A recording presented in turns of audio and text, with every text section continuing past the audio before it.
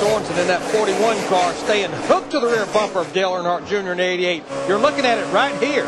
That isn't bump drafting. That's just plain old pushing right there.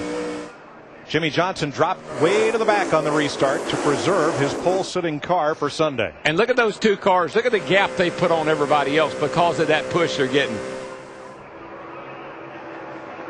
That was work to perfection. That was two guys that really had it figured out when they took the green.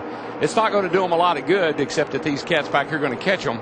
I was going to say they were really strung out, but now they're starting to pull back together. That's the transfer spot race right there. Look at the run. Vickers in the 83 car. It's getting through the high side of 3 and 4. They'll be coming to the white flag. And you see why, Larry. I mean, the 78 car is dancing around, and Vickers has got a little grip. He goes right by. He can drive that race car now. Hanging on to her. What a comeback for Brian Vickers.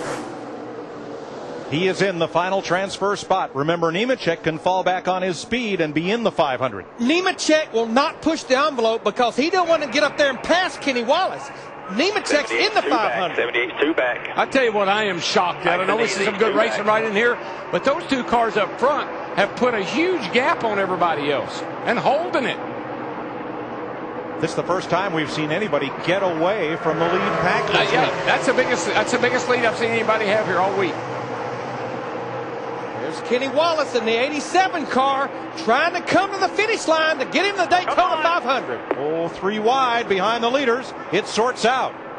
And the second checkered flag for the Sprint Cup cars in Speed Weeks. Dale Earnhardt Jr. again. Boy, Menard in the 15 got pushed all the way down on the apron. He went down there. He had nowhere to go. He had to try to get by Kenny. I don't know why, but he had to. This is Dale Jr.'s third victory in a Gatorade Duel. He won in 2003. He won in 2004 and went on to win the 500. Thank you, Mike. You really inspired me. Thanks a lot. Kenny Wallace and Brian Vickers have raced their way into the Daytona 500. But think about Kenny Wallace. We know that he will race in the 500. We know that Joe Nemechek, there they are right there. This is actually a single car operation out of Denver, Colorado that's only 3 years old. They've never had a car in the Daytona 500. Now they're going to have two. I can't believe it. I am so excited. It's unreal.